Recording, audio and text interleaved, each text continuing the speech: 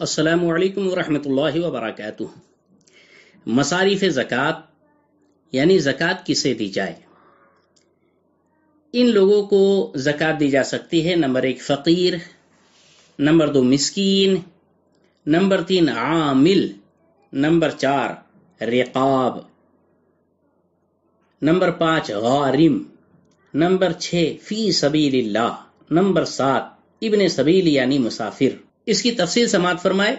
فقیر وہ ہے کہ جس کے پاس کچھ نہ کچھ ہو مگر اتنا نہ ہو کہ نصاب کو پہنچ جائے، یا پھر نصاب کی قدر تو ہو، نصاب کے برابر 52.5 تولہ چاندی کے برابر رقم اس کے پاس ہے، مگر اس کی حاجت اصلیہ یعنی ضروریات زندگی میں مستغرق ہے، گھرا ہوا ہے۔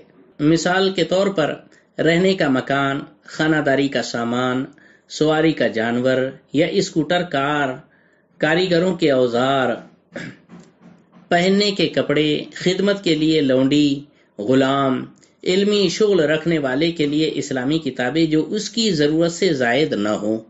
اسی طرح اگر مقروض ہے اور قرضہ نکالنے کے بعد نصاب باقی نہیں رہتا تو وہ فقیر ہے، اگرچہ اس کے پاس ایک تو کیا کئی نصابیں ہوں، لیکن قرضہ نکالنے کے بعد نہیں بچتا نصاب تو وہ فقیر ہے، اس کو زکوٰۃ دی جا سکتی ہے۔ مسکین وہ ہے جس کے پاس کچھ بھی نہ ہو، یہاں تک کہ کھانے اور بدن چھپانے کے لیے اس کا محتاج ہے کہ لوگوں سے سوال کرے، اور اسے سوال حلال ہے۔ فقیر کو یعنی جس کے پاس کم از کم ایک دن کے کھانے کے لیے اور پہننے کے لیے موجود ہے، بغیر ضرورت و مجبوری سوال حرام ہے، حرام۔ تیسرا مصرف عامل۔ عامل کہتے ہیں کس کو؟ عامل وہ ہے جسے بادشاہ اسلام نے زکوٰۃ اور عشر وصول کرنے کے لیے مقرر کیا ہو۔ نوٹ: صدر الشریعہ بدر الطریقہ مفتی امجد علی اعظمی علیہ رحمۃ اللہ بہار شریعت میں فرماتے ہیں کہ عامل اگرچہ غنی ہو اپنے کام کی اجرت لے سکتا ہے، اور ہاشمی ہو تو اس کو مال زکوٰۃ میں سے دینا بھی ناجائز اور اسے لینا بھی ناجائز۔ ہاں اگر کسی اور ضمن میں دیں تو لینے میں حرج نہیں۔ رقاب۔ رقاب سے مراد مکاتب غلام ہے۔ مکاتب اس غلام کو کہتے ہیں جس سے اس کے آقا نے اس کی آزادی کے لیے کچھ قیمت ادا کرنا طے کر لی ہو۔ اس زمانے میں رقاب یعنی غلام تو موجود ہے ہی نہیں۔ اگلا ہے مستحق کے زکوٰۃ غارم۔ اس سے مراد مقروض ہے، یعنی اس پر اتنا قرض ہو کہ دینے کے بعد زکوٰۃ کا نصاب باقی نہ رہے، اگرچہ اس کا بھی دوسروں پر قرضہ باقی ہو مگر لینے پر قدرت نہ رکھتا ہو، پھر بھی وہ غارم مقروض آدمی زکوٰۃ لینے کا حقدار ہے۔ چھٹا مصرف فی سبیل اللہ یعنی راہ خدا عز و جل میں خرچہ کرنا۔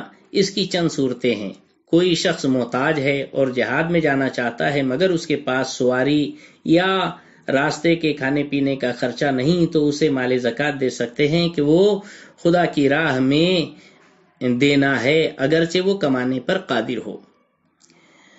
فی سبیل اللہ کی دوسری صورت کہ کوئی حج کے لیے جانا چاہتا ہے اور اس کے پاس زاد راہ یعنی آنے جانے کا خرچہ نہیں تو اسے بھی زکوٰۃ دے سکتے ہیں، لیکن ایسے شخص کو حج کے لیے لوگوں سے سوال کرنا جائز نہیں ہے۔ تیسری صورت یہ ہے کہ طالب علم دین پڑھتا ہے یا پڑھنا چاہتا ہے، اس کو بھی زکوٰۃ دے سکتے ہیں، بلکہ طالب علم سوال کر کے بھی مال زکوٰۃ لے سکتا ہے جبکہ اس نے اپنے آپ کو اسی کام کے لیے فارغ رکھا ہو، اگرچہ وہ کمانے پر قدرت رکھتا ہو۔ چوتھی صورت اسی طرح وہ نیک کام میں مال زکوٰۃ استعمال کرنا بھی فی سبیل اللہ یعنی راہ خدا عز و جل میں خرچ کرنا ہے۔ مال زکوٰۃ میں مستحق کے زکوٰۃ کو زکوٰۃ کی رقم کا مالک بنا دینا ضروری ہے، بغیر مالک بنائے زکوٰۃ ادا نہیں ہو سکتی۔ آخری ہے ابن سبیل۔ ابن سبیل یعنی وہ مسافر جس کے پاس سفر کی حالت میں مال نہ رہا، یہ زکوٰۃ لے سکتا ہے اگرچہ اس کے گھر میں مال موجود ہو، مگر اسی قدر لے سکتا ہے، اتنا ہی لے سکتا ہے جس سے اس کی ضرورت پوری ہو جائے، زیادہ کی اجازت نہیں، اور اگر اسے قرض مل سکتا ہو تو بہتر ہے کہ قرضہ لے لے، زکوٰۃ نہ لے۔ نوٹ: صدر الشریعہ بدر الطریقہ علامہ مفتی امجد علی اعظمی علیہ رحمۃ الرضوان فرماتے ہیں، جن لوگوں کی نسبت بیان کیا گیا ہے کہ انہیں زکوٰۃ دے سکتے ہیں، ان سب کا فقیر ہونا شرط ہے، سوائے عامل کے کہ اس کے لیے فقیر ہونا شرط نہیں، اور ابن سبیل یعنی مسافر اگرچہ غنی مالدار ہو اس وقت فقیر کے حکم میں ہے، باقی کسی کو جو فقیر نہ ہو زکوٰۃ نہیں دے سکتے۔ اب یہ بھی بہت پیارا سوال ہے کہ مستحق کے زکوٰۃ کو کیسے پہچانیں کہ کون زکوٰۃ کا حقدار ہے کون نہیں؟ جسے ہم زکوٰۃ دینا چاہ رہے ہیں وہ مستحق کے زکوٰۃ ہے یا نہیں؟ ظاہر ہے کہ اس کی مکمل تحقیق بہت دشوار ہے، اس لیے جس کو دینا ہو اس کے متعلق اگر غالب گمان ہو کہ یہ مستحق کی زکوٰۃ ہے، یعنی ادائیگی کی شرط پر پورا اترتا ہے، تو دے دے، زکوٰۃ ادا ہو جائے گی، اور اگر گمان غالب نہ ہو تو نہ دے۔ اب یہ بھی عجیب سا سوال ہے کہ زکوٰۃ دینے کے بعد پتہ چلا کہ زکوٰۃ لینے والا مستحق کے زکوٰۃ نہیں تھا تو کیا حکم ہے؟ جواب: اگر غالب گمان کے بعد زکوٰۃ دی تھی کہ مستحق ہے، مگر بعد میں معلوم ہوا کہ وہ غنی تھا، مالدار، یا اس کے والدین میں سے کوئی تھا، یا اپنی اولاد تھی، یا شوہر تھا، یا بیوی تھی، یا ہاشمی تھا، یا ہاشمی کا غلام، یا ذمہ کافر تھا، تو زکوٰۃ ادا ہو گئی۔ یعنی پہلے سوچ سمجھ کر دیا تھا، غریب سمجھ کر، حقدار سمجھ کر دیا تھا، بعد میں اس کا حقدار نہ ہونا ظاہر ہوا تو کوئی فرق نہیں پڑتا، زکوٰۃ ادا ہو گئی۔ اور اگر یہ معلوم ہوا کہ اس کا غلام تھا یا حربی تھا تو ادا نہ ہوئی، اور اگر بغیر سوچے سمجھے زکوٰۃ دی، پھر معلوم ہوا کہ وہ زکوٰۃ کا مستحق نہیں تھا تو زکوٰۃ ادا نہیں ہوئی، دوبارہ زکوٰۃ ادا کرے۔ اب جو عام طور پر بھکاری سوالی پھرتے رہتے ہیں زکوٰۃ مانگنے کے لیے، ان کو زکوٰۃ دینا کیسا؟ تو گداگر یعنی فقیر، بھکاری 3 قسم کے ہوتے ہیں۔ نمبر 1 قسم کے غنی مالدار ہوتے ہیں، انہیں سوال کرنا حرام، ان کو دینا بھی حرام، انہیں دینے سے زکوٰۃ ادا نہیں ہوگی کہ مستحق کے زکوٰۃ ہے ہی نہیں۔ دوسری قسم کے وہ گداگر فقیر مانگنے والے پھرتے ہیں کہ جو فقیر تندرست اور کمانے پر قادر ہو۔ یہ لوگ بقدر حاجت کمانے پر قادر ہونے کے باوجود مفت کی روٹیاں توڑنے اور اس کے لیے بھیک مانگنے کے عادی ہوتے ہیں۔ ایسے پیشہ وروں کو سوال کرنا حرام، اور جو کچھ ان کو ملے ان کے حق میں مال خبیث ہے، جسے مالک کو لوٹانا یا صدقہ کر دینا واجب ہوتا ہے، لیکن اگر ان کو کسی نے زکوٰۃ دے دی تو ادا ہو جائے گی، کیونکہ یہ شرعی فقیر ہوتے ہیں، جبکہ کوئی اور زکوٰۃ سے روکنے والی چیز نہ ہو۔ تیسری قسم کے فقیر اور گداگر بھکاری ایسے ہوتے ہیں کہ کمانے سے عاجز و لاچار فقیر۔ یہ لوگ یا تو کمانے کی قدرت نہیں رکھتے یا پھر حاجت کی بقدر کما نہیں سکتے۔ انہیں بقدر ضرورت سوال کرنا حلال ہے، اور ان کو جو کچھ ملے ان کے لیے وہ حلال، انہیں زکوٰۃ دی تو ادا ہو جائے گی۔ جامعہ یا مدرسہ میں زکوٰۃ دینا کیسا؟ اگر مدرسہ یا جامعہ اہل حق کا ہے، سنیوں کا ہے، خوش عقیدہ مسلمانوں کا ہے، بدمذہبوں وہابی دیوبندی تبلیغیوں کا نہیں ہے، تو اس میں مال زکوٰۃ اس شرط پر دیا جا سکتا ہے کہ ناظم اعلیٰ جو وہاں کا محتمم ہے اس مال کو جدا رکھے اور محض تملیک فقیر میں صرف کرے۔ مثلا طلباء کو بطور امداد جو وظیفہ دیا جاتا ہے اس میں دے، یا کتابیں یا کپڑے خرید کر طلباء کو ان کا مالک بنا دے، یا بیمار ہونے کی صورت میں دوائی خرید کر انہیں اس کا مالک بنا دے۔ مدرسین اور دیگر عملے کی تنخواہ اس مال سے نہیں دی جا سکتی، کیونکہ تنخواہ معاوضہ عمل ہے، اور زکوٰۃ خالصتاً لوجہ اللہ ہوتی ہے، اللہ کی رضا کے لیے دی جاتی ہے، اور نہ ہی تعمیرات وغیرہ میں استعمال کی جا سکتی ہے زکوٰۃ، اور نہ ہی طلباء کے لیے پکائے گئے کھانے میں زکوٰۃ کا استعمال ہو سکتا ہے، کیونکہ یہ کھانا انہیں بطور اباحت کھلایا جاتا ہے، مالک نہیں بنایا جاتا۔ لہذا اگر کھانا دے کر انہیں مالک بنا دیا جائے تو درست ہے۔ ہاں، اگر زکوٰۃ کا روپیہ بنیت زکوٰۃ کسی مصرف زکوٰۃ کو دے کر اسے اس کا مالک بنا دے، پھر وہ اپنی طرف سے مدرسہ یا جامعہ کو دے دے، جسے ہیلہ شرعی کہتے ہیں، تو ہیلہ شرعی کے بعد اب یہ رقم تنخواہ مدرسین اور تعمیرات وغیرہ میں استعمال ہو سکتی ہے۔ بہت سے اسلامی بھائی مال زکوٰۃ مدارس و جامعات میں بھیج دیتے ہیں، ان کو چاہیے کہ مدرسے کے متولی کو اطلاع دے دے کہ یہ مال زکوٰۃ کا ہے، تاکہ متولی اس مال کو جدا رکھے اور مال میں نہ ملائے، اور غریب طلبہ پر صرف کرے، کسی کام کی اجرت میں نہ دے، ورنہ زکوٰۃ ادا نہ ہوگی۔ اگلا سوال ہے کہ ایک ہی شخص کو ساری زکوٰۃ دے دینا کیسا؟ جواب: زکوٰۃ دینے والے کو اختیار ہوتا ہے کہ چاہے تو مال زکوٰۃ تمام مصارف زکوٰۃ میں تھوڑا تھوڑا تقسیم کر دے، اور چاہے تو کسی ایک کو ہی دے دے۔ اگر بطور زکوٰۃ دیا جانے والا مال بقدر نصاب نہ ہو تو ایک ہی شخص کو دے دینا افضل ہے، یعنی جو زکوٰۃ نکل رہی ہے، وہ زکوٰۃ جو نکلی ہے وہ 52.5 تولہ کے برابر نہیں ہے، تو ایک آدمی کو پوری زکوٰۃ دے سکتے، بلکہ ایک ہی شخص کو دے دینا افضل۔ اور اگر بقدر نصاب ہو تو ایک ہی شخص کو دے دینا مکروہ ہے، لیکن زکوٰۃ بہرحال ادا ہو جائے گی۔ ایک شخص کو بقدر نصاب دینا مکروہ اس وقت ہے کہ وہ فقیر مقروض نہ ہو، اور مقروض ہو تو اتنا دے دینا کہ قرضہ نکال کر کچھ نہ بچے یا نصاب سے کم بچے مکروہ نہیں ہے۔ یوں ہی اگر وہ فقیر بال بچوں والا ہے، اگرچہ نصاب یا نصاب سے زیادہ زکوٰۃ مل رہی ہے، مگر اہل و عیال پر تقسیم کرے تو سب کو نصاب سے کم ملتا ہے، تو اس صورت میں بھی حرج نہیں۔ یہ بھی بڑا اہم سوال ہے کہ ایک شخص کو کتنی زکوٰۃ دینا مستحب ہے۔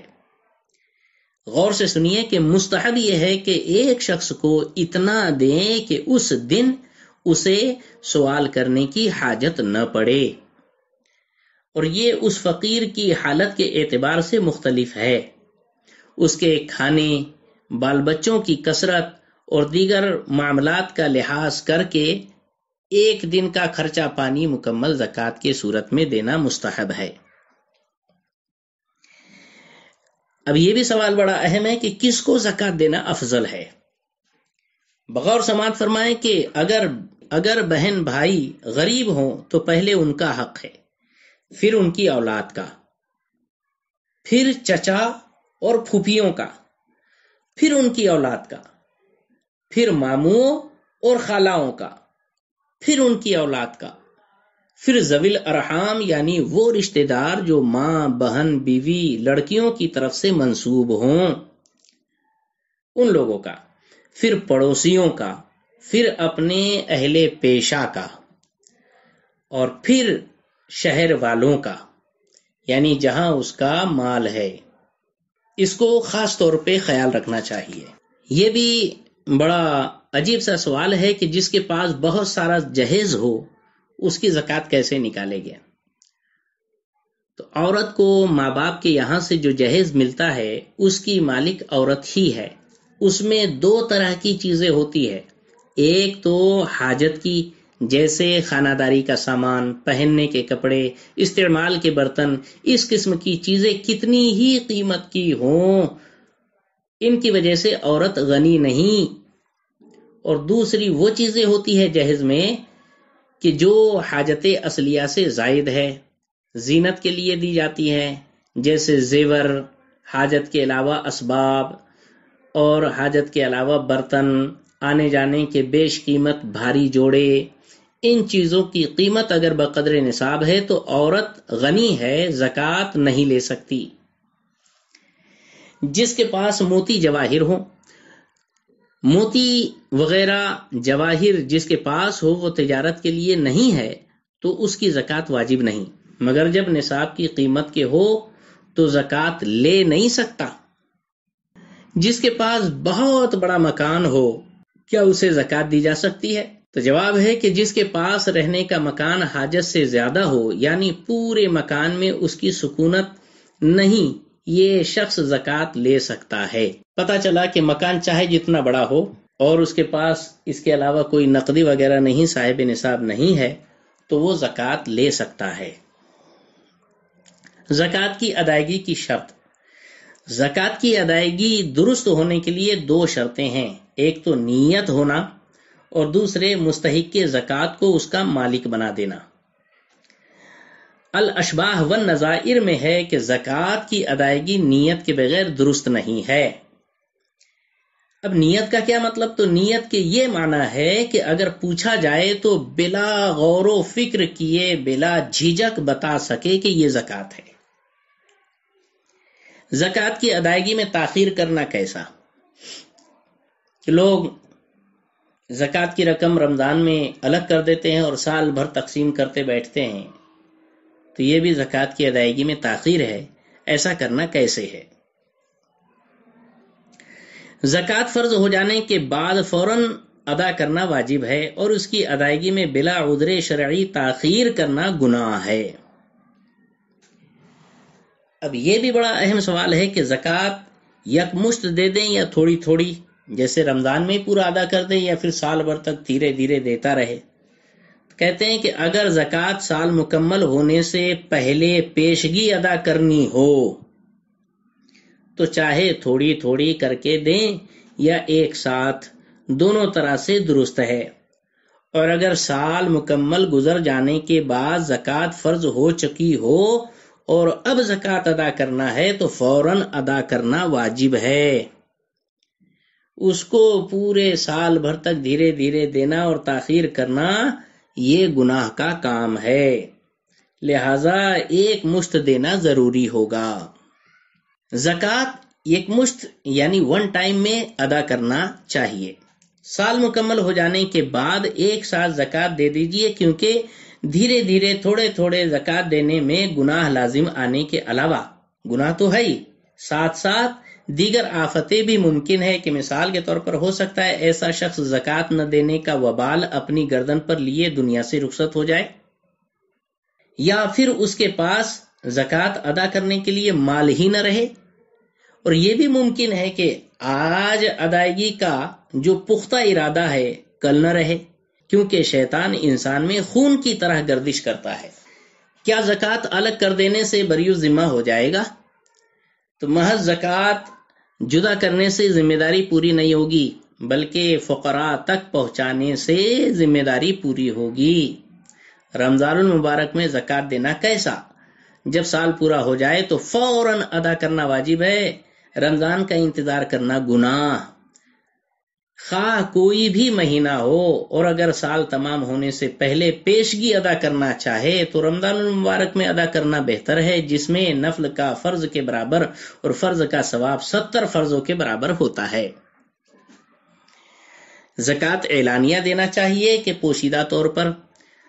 تو اس کا جواب ہے کہ زکوٰۃ اعلان کے ساتھ یعنی کھلے عام دینا بہتر ہے، جبکہ ریاکاری کا اندیشہ نہ ہو، تاکہ دوسروں کو ترغیب بھی ملے اور وہ اس کے بارے میں بدگمانی کا شکار نہ ہو کہ یہ زکوٰۃ نہیں دیتا۔ پوشیدہ دینے میں بھی کوئی حرج نہیں، بلکہ اگر زکوٰۃ لینے والا ایسا خوددار ہو کہ اعلانیہ لینے میں ذلت محسوس کرے گا تو اسے پوشیدہ دے دینا ہی بہتر ہے، بلکہ پوشیدہ دینا ہی ایسے شخص کو ضروری ہے جو مستحق ہونے کے باوجود کھلے عام زکوٰۃ لینے میں شرم محسوس کرتا ہو، اسے خفیہ طور پر پوشیدہ انداز میں دینا ہی ضروری ہے۔ زکوٰۃ لینے والے کو اس کا علم ہونا ضروری ہے کیا؟ اس سوال کا جواب ہے کہ اگر زکوٰۃ لینے والے کو یہ معلوم نہ ہو کہ یہ زکوٰۃ کی رقم ہے تو بھی زکوٰۃ ادا ہو جائے گی، کیونکہ زکوٰۃ لینے والے کا یہ جاننا ضروری نہیں کہ یہ زکوٰۃ ہے، بلکہ زکوٰۃ دینے والے کی نیت کا اعتبار ہوگا۔ غمز العیون میں ہے کہ دینے والے کی نیت کا اعتبار ہے، نہ کہ اس کے جاننے کا جسے زکوٰۃ دی جا رہی ہو۔ زکوٰۃ کی ادائیگی کے لیے مقدار زکوٰۃ کا معلوم ہونا ضروری ہے؟ تو جواب، ادائے زکوٰۃ میں مقدار واجب کا صحیح معلوم ہونا شرائط صحت سے نہیں، لہذا زکوٰۃ ادا ہو جائے گی۔ اب ایک بہترین سوال ہے کہ قرض کہہ کر زکوٰۃ دینا کیسا؟ قرض کہہ کر کسی کو زکوٰۃ دی، ادا ہو گئی، پھر کچھ عرصے بعد وہی شخص اس زکوٰۃ کو حقیقتاً قرض سمجھ کر واپس کرنے آیا تو دینے والا اسے واپس نہیں لے سکتا، اگرچہ اس وقت وہ خود بھی محتاج ہو، کیونکہ زکوٰۃ دینے کے بعد واپس نہیں لی جا سکتی۔ اللہ عز و جل کے محبوب دانۂ غیوب منزہ عن العیوب صلی اللہ علیہ وسلم کا فرمان عالی شان ہے، صدقہ دے کر واپس نہ لو۔ اب ایک سب سے اہم اور آخری بات، زکوٰۃ شہر سے باہر لے جانا کیسا؟ اگر زکوٰۃ پیشگی ادا کرنی ہو، سال پورا ہونے سے پہلے ہی زکوٰۃ دینا ہے تو دوسرے شہر بھیجنا مطلقاً جائز ہے، اور اگر سال پورا ہو چکا ہے اس کے بعد زکوٰۃ ادا کر رہے ہو تو دوسرے شہر بھیجنا مکروہ ہے، مکروہ۔ ہاں، اگر وہاں کوئی رشتہ دار ہو یا کوئی شخص زیادہ محتاج ہو یا کوئی نیک متقی شخص ہو یا وہاں بھیجنے میں مسلمانوں کا زیادہ فائدہ ہو تو پھر کوئی حرج نہیں، شہر سے باہر بھی زکوٰۃ بھیج سکتے ہیں۔ در مختار میں ہے زکوٰۃ کو دوسری جگہ منتقل کرنا مکروہ ہے، ہاں ایسی صورت میں مکروہ نہیں جب دوسری جگہ کوئی رشتہ دار یا کوئی زیادہ محتاج یا نیک متقی شخص ہو یا اس میں مسلمانوں کا زیادہ فائدہ ہو یا سال سے پہلے جلدی زکوٰۃ دینا چاہتا ہو۔ حوالہ اسکرین پر ملاحظہ فرمائیں۔ لہذا آپ حضرات سے گزارش ہے کہ مدارس اسلامیہ کی بھرپور مدد فرمائے اور زیادہ سے زیادہ زکوٰۃ، فطرہ، عطیہ اور دیگر رقومات دے کر ثواب جاریہ کے حقدار بنیں۔ اگر مدارس کے محصلین اور ذمہ دار آپ تک نہیں پہنچ پا رہے ہیں تو آپ سے گزارش ہے کہ آپ خود بڑھ کر ان تک یہ رقم پہنچا دیں۔ اللہ تبارک و تعالی آپ کو جزائے خیر عطا فرمائے۔ السلام علیکم ورحمۃ اللہ وبرکاتہ۔